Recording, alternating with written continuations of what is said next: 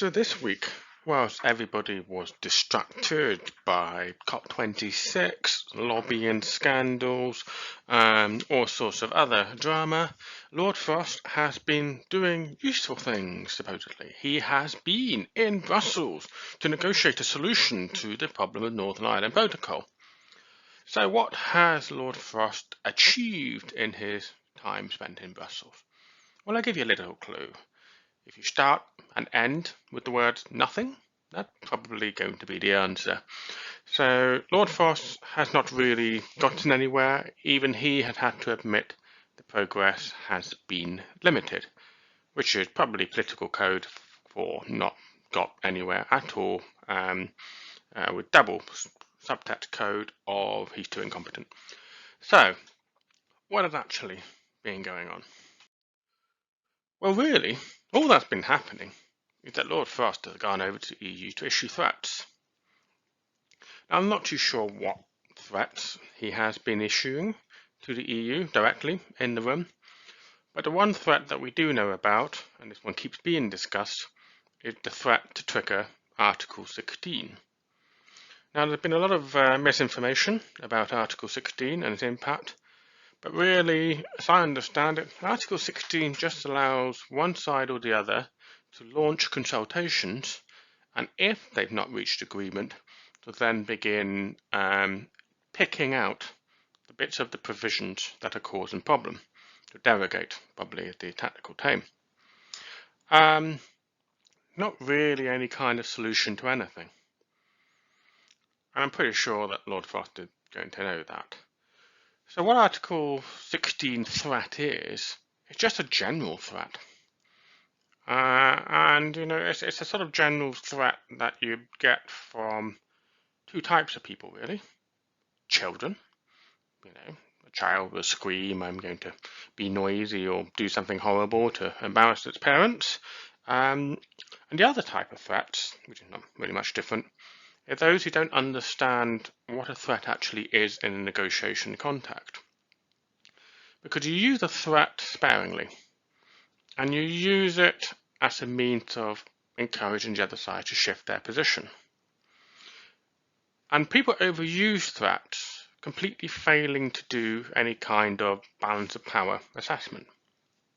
And we'll come on to that in a little bit. But what you do have to understand is that when you do issue a threat to anybody in a negotiation setting, that threat has to be credible. So there's no point just saying forever and ever, oh, we're going to do trigger Article 16. You actually have to go and do it. And you have to set a measurable deadline. You know, don't reach agreement by next month, whatever arbitrary deadline they want to use. You know, we'll trigger Article 16. But the problem is that the action to nullify the threat has to be tangible. And unfortunately here, the UK have got quite a credibility issue. They also don't have any tangible output. Because what we do know is that the EU has responded to the UK's threat by proposing a solution. When someone proposes a solution, you don't just throw threats at them. You argue the solution. You try and change it. You counter-propose. You do that sort of thing. Just threatening is not a conversation. It's not a response to the proposal. In fact, really, it's political theatre. It's not actually any meaningful negotiation. So that's what Lord Frost has done. He's not actually conducted any meaningful negotiation. He's just been a little bit of a toddler throwing his toys out of the pram. Which, you know, it's obvious why he's doing that. He is playing this to the UK audience. He's playing a theatre, a show. He's not actually doing anything meaningful. Because possibly the UK government position is that they've realised not only the Northern Ireland Protocol detrimental to their interests, but the entire trade and cooperation agreement is detrimental to their interests.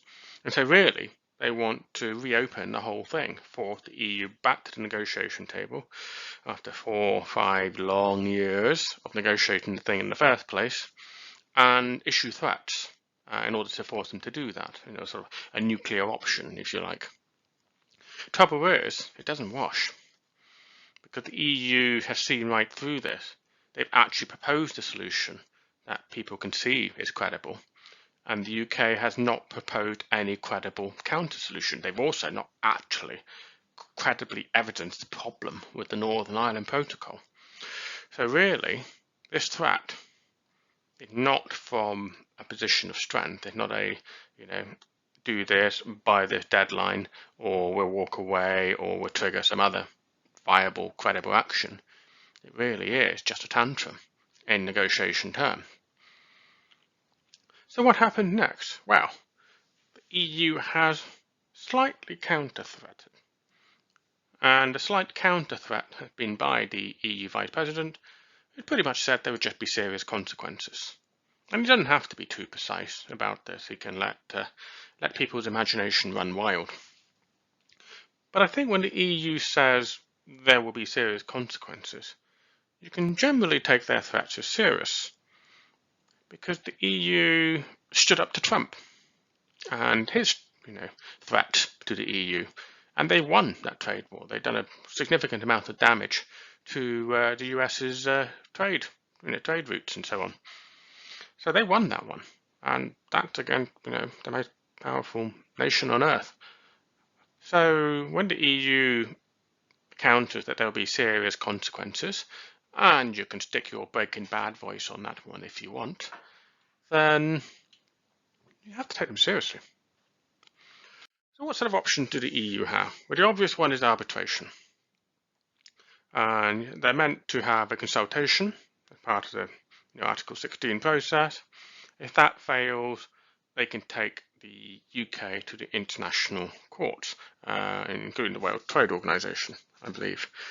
So, and they can argue that here's the treaty, here's the protocol, the UK is in breach of all these provisions, therefore please sanction them. And they can ask the court to make a judgment. The World Trade Organization takes a slightly different view. That the World Trade Organization would actually authorize the EU to put counter punishment back onto the UK. And I'll come back to that a little bit. But the point is, as a result of that arbitration process, that's how the EU beat the US. The World Trade Organization pretty much determined that both the both the US and the EU were plain silly buggers, and just let them slap tariffs on each other and see who won in the end, which was the EU. So in the case of the UK, they can go down this legal process, and then that will give them authorization to splat punitive damages back on the UK, whether that's a large fine or whether that's raising tariff barriers. That has to be seen. But what we do know is that takes a long period of time. And in the balance of power sort of analysis, we also have to ask, what are the odds? Who's going to win? And you can never be too sure about that sort of thing. But I wouldn't really bet money on the UK winning this argument in court, in all honesty. The EU are very experienced. They know what they've done. They know that sort of treaty they've negotiated and signed. Lord Frost and whoever seems to work for him appears to keep getting surprised by their own treaty. So, the side that doesn't seem to understand their own document they signed up to is probably not the side that's going to win in court, I think it's safe to say. So we conclude we get past the arbitration period, and of course that means the EU can raise tariffs against the UK. The EU can pretty much just lift trade barriers anytime it pleases. They can just make it harder for stuff to leave the EU to get into the UK. It certainly is already making it harder for stuff from the UK to get to the EU, and it can just up the game. And even though strictly speaking the EU should wait until the arbitration process is complete, actually there's probably an argument to say that under the Trade and Cooperation Agreement, the EU can initiate that process a lot sooner, especially if Article 16 is triggered.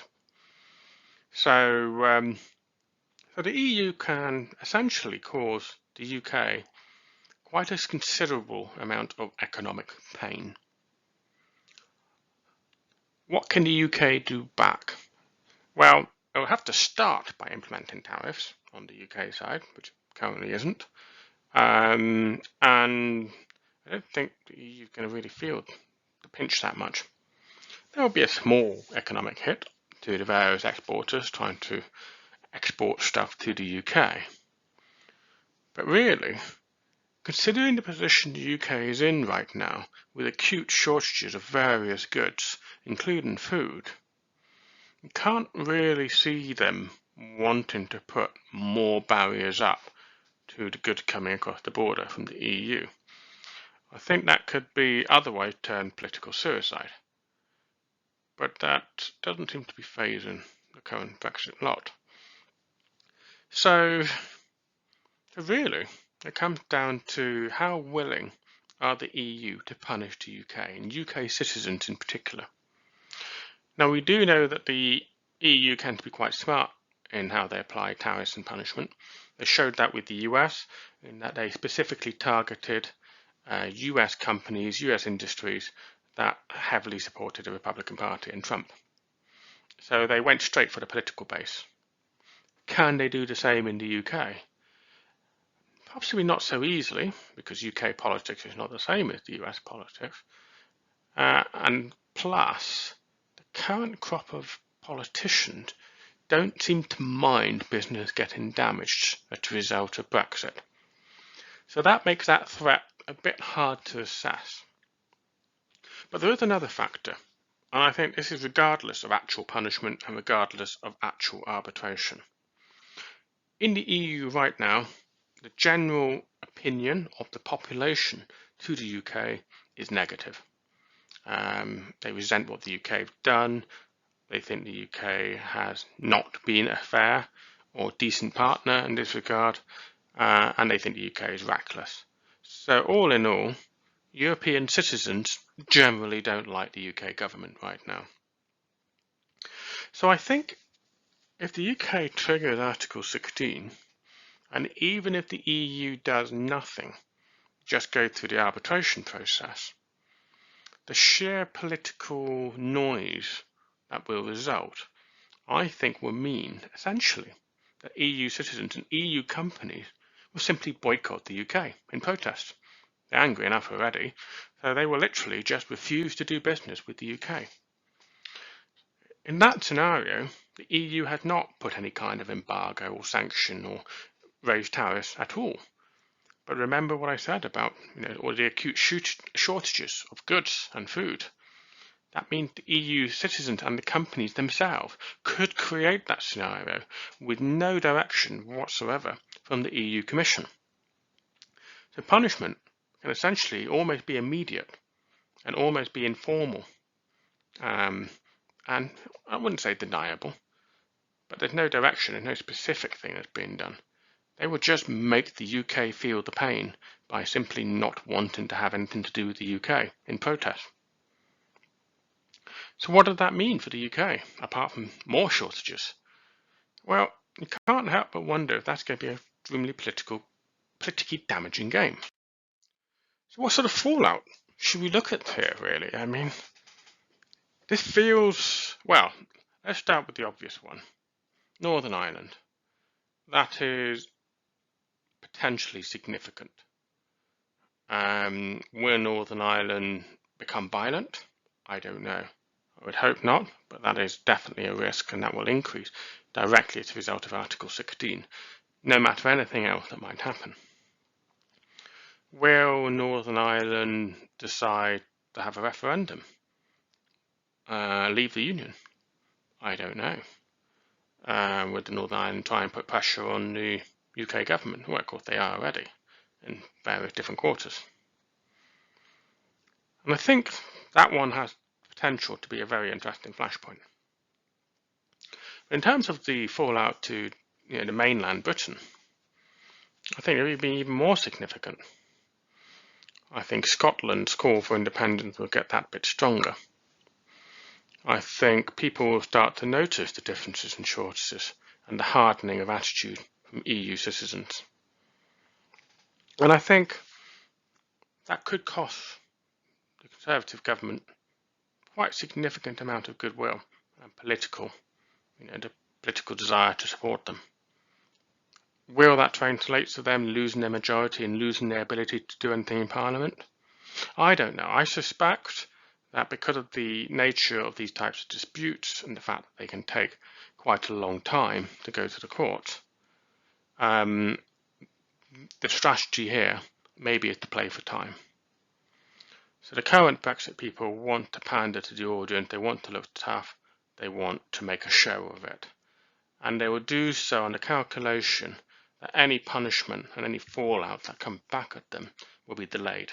And by then they'll probably be out of office anyway, or called an election or whatever. But it feels very risky. It feels like a very risky political game that they're playing purely to distract the audience from the current crop of scandals and to try and pretend that they are doing something that they're not, which is really representing UK interest. And I think with any game of these types, the potential for blowback is quite significant. So with that in mind, this triggering of Article 16 could very easily be the Brexiteers' undoing. But only time will tell. And how the EU reacts and how the EU citizens react, I think, will help to shape that. Let me know in the comments if you think that is reasonably accurate, perhaps or way off the mark. These things are very hard to predict, but one thing that certainly is clear is that the UK position, the UK threats, and the UK goals are not particularly credible. And when you have that situation of you can't see what the credible end goals are, you really do have to question what it is that the UK government and the Brexit supporters are actually trying to achieve here. There must be an objective that they're trying to achieve. Surely no fruitcake can honestly be just launching a sort of trade war without some kind of end goal in mind. But we shall see, and hopefully the whole witnessing this thing won't be too painful for the rest of us.